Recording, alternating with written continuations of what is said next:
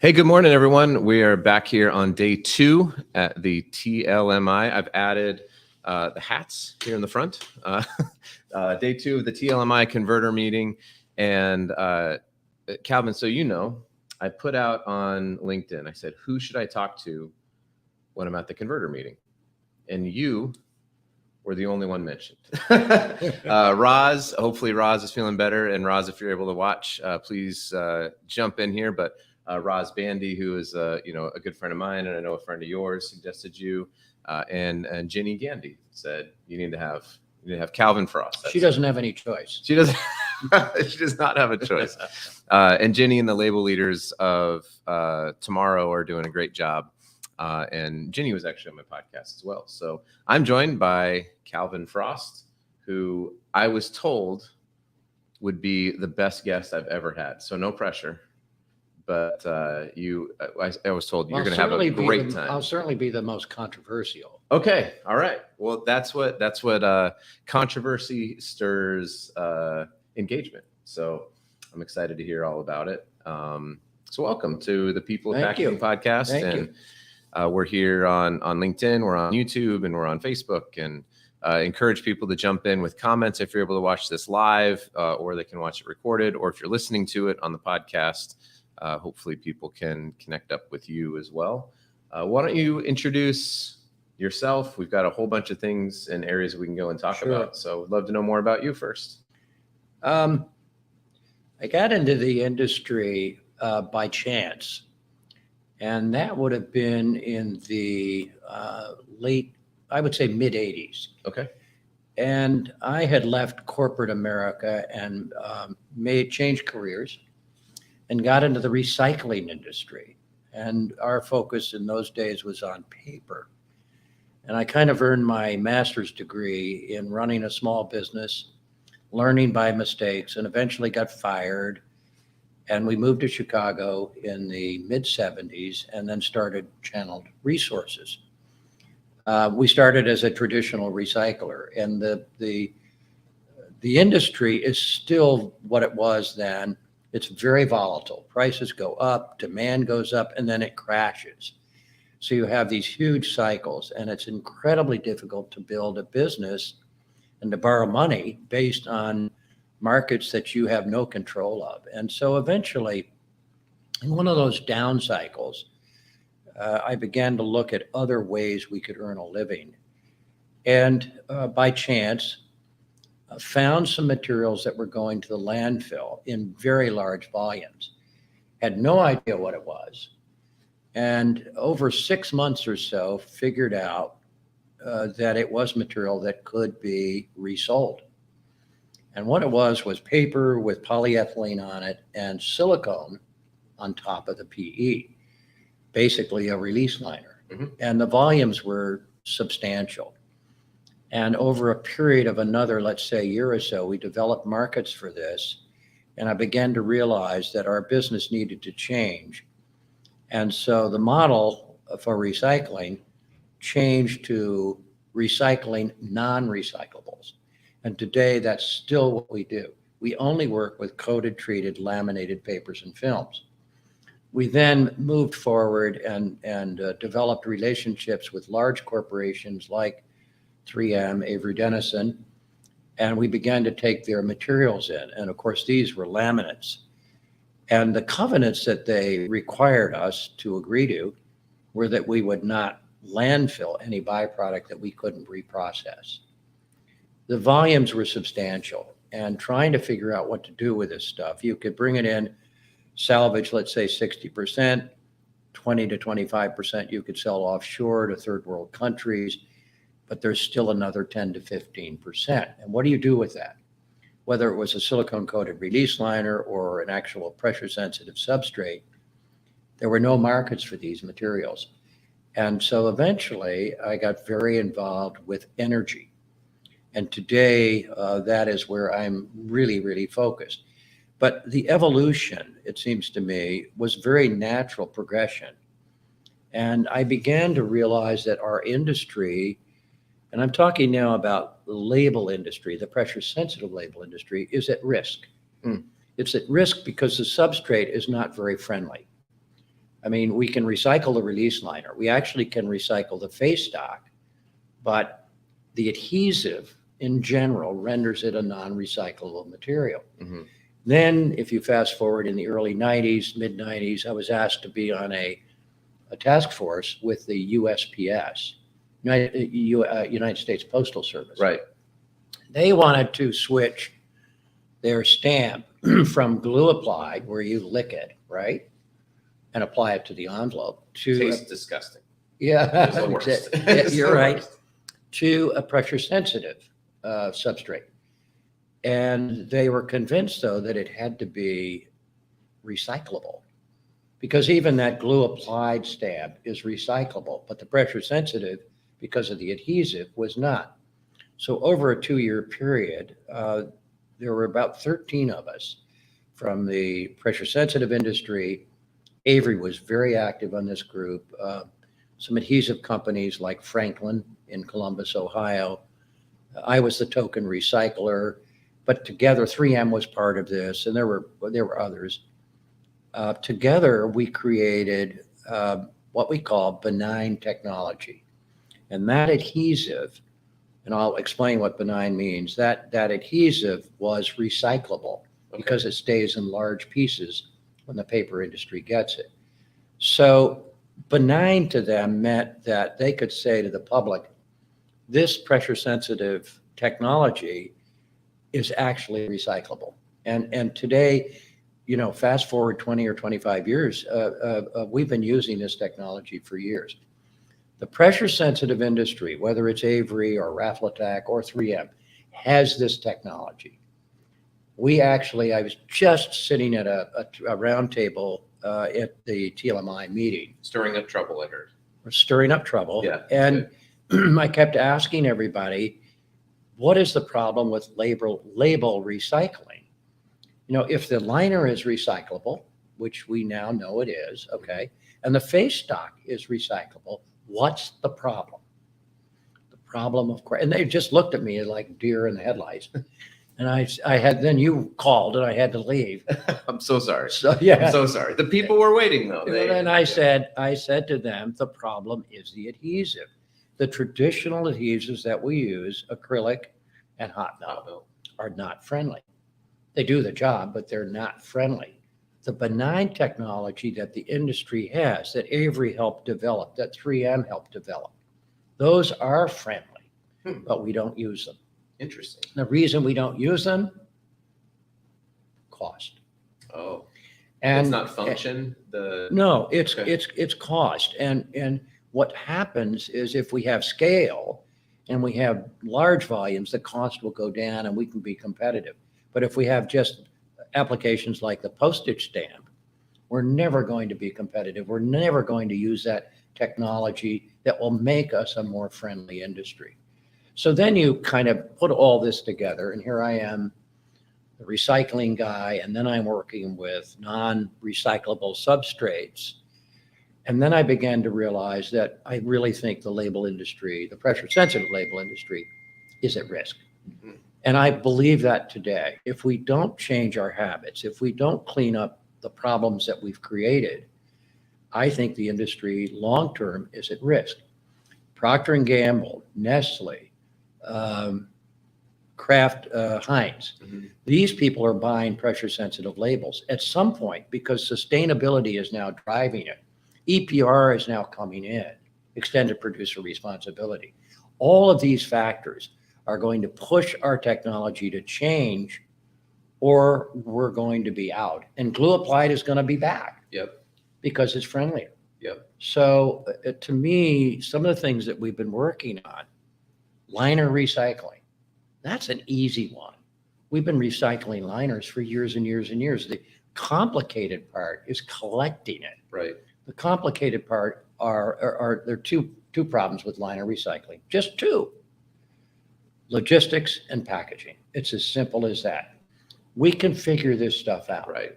But getting the industry to focus on solutions for those two issues, logistics and packaging, that's been really complicated.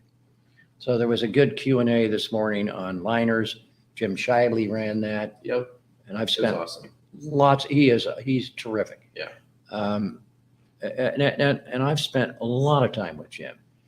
And Jim has brought some real good changes to the industry, but we're still, backwards when it comes to solving the two basic problems, logistics and packaging. So let me go back to the, first of all, that's a tremendous backstory. Hopefully it's helpful. For those of you who might be listening or watching when we're talking about, because not everyone's in the label industry, right? It's a packaging podcast. So pressure sensitive label is going to be carried on what's called a liner. That liner has a silicone release on it. If it's or paper or PET, there's a face stock, and that liner is what 50% of the waste, right? Yeah, I mean, it's absolutely. it's a good amount. We have solutions. We had a whole session about recycling that liner, whether it's paper or PET. And I agree with you. I think that's a very solvable problem. I asked the question about EPR and if that was going to kind of creep into the Was that scope. you asking the question?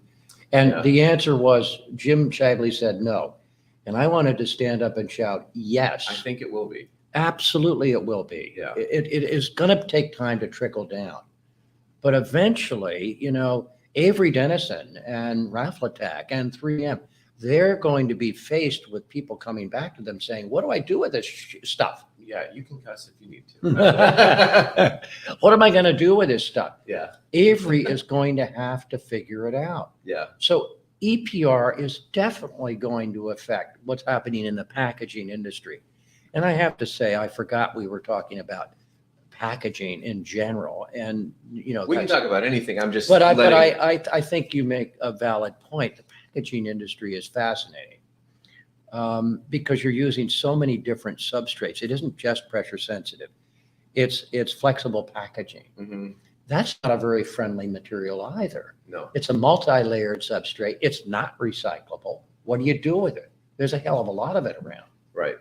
And so I think we really need to change the way we think when it comes to working with these different materials. So on the adhesive question, I guess I'm trying to figure this out. So if I have, let's say I have a Amazon, shipping envelope that's all paper based, Right. and I go to recycle that, and it's got 5 labels on it. It's got the spool label, it's got the shipping label, it's got the whatever label it's You're on. talking about the box itself? No, I'm talking about just either a box or because they have these all paper mailers that are curbside Oh, okay, recyclable as okay. well. So either one, right? Okay, yep. And you're saying that wherever that label is on the direct thermal transfer label, that adhesive is by and large non-recyclable, That is correct. and we can make it such that it is recyclable. That is correct.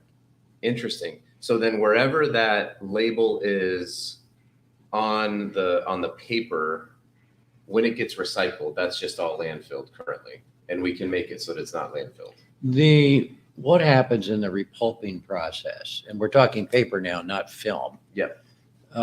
What happens in the paper manufacturing process is that the traditional adhesives, hot melt and acrylics, will disintegrate into smaller pieces, and they'll go through the felts, they'll go through the screens, and those adhesives will then cause contamination in the paper.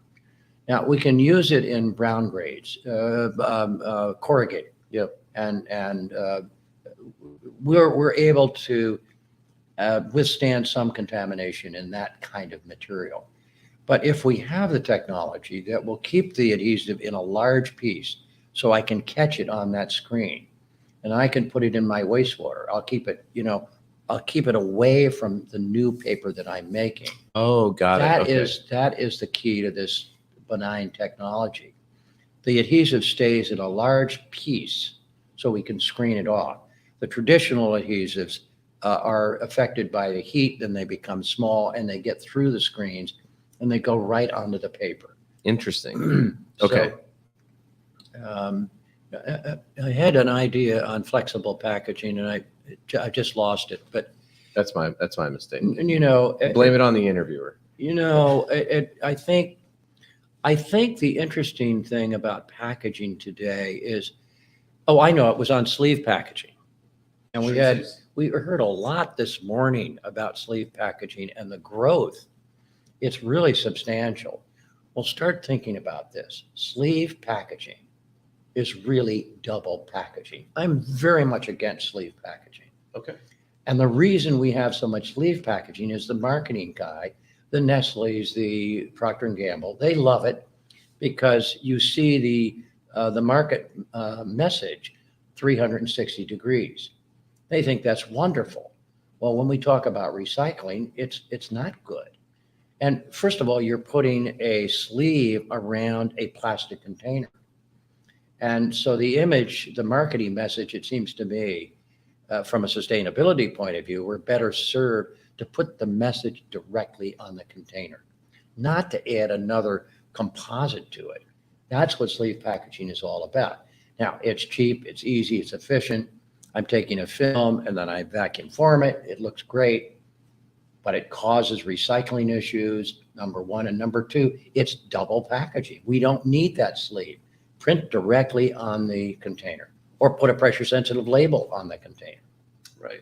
So, when we start talking about some of these technologies, it's great. The really interesting part is from a technology point of view, from a sustainability point of view, the end user has to be part of the discussion. Yep. And I'll give you one example, and this is really interesting. So we have problems when we use materials for energy. The basic problem is chlorine. Chlorine causes emissions, and we're out of spec with EPA. We have to meet standards. We're trying to compete with coal, and the products that we use, the matrix and the flexible packaging that go into our fuel, all of those have to meet an EPA emission standard. Okay. Chlorine causes a problem. What we had a supplier shipping us 300 tons a month of their matrix, and we had to stop it because the tests that we found showed very, very high levels of chlorine.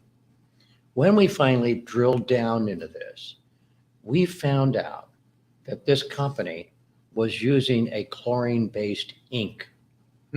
Then we found out that the reason they were using it is that the color was a very deep red, and that's what the marketing company wanted. So when we begin to look at these problems, we have to bring in all parts of the value chain. Right. From the end user to the manufacturer to the recycler to the MRF energy, to the recycler, everything. And there's a really great example where this ink, and we were unable to get them to change, by the way. We had no direct relationship with the end user. It was the label company that had that relationship, and they were told by the end user that they didn't want to change. Wow. But look what they did to this whole value chain. Right. Right. That's. I mean, I tend to wander a little bit because of, honestly, my career has been so, it's all been directed towards recycling. Okay. And I have so many stories. The Marlboro cigarette pack was another great example of material that originally we could not recycle because of that ink. We couldn't disperse the ink. It was a beater dyed paper board. Huh. So the ink, the pigment was actually in the board itself. And in those days, we were unable to recycle it. Now that's changed. We've improved. Technology's changed. But those little vignettes, one was the ink for this particular label company, and the other one was the Marlboro cigarette, where there's no discussion by the end user of what happens to all the byproduct. Right. Right. And, also thinking about I talk a lot on social media and on the podcast about not only is the material recoverable, is it sortable, but then also does it have value for the people to do something with it and then to resell it? Are there valuable in markets?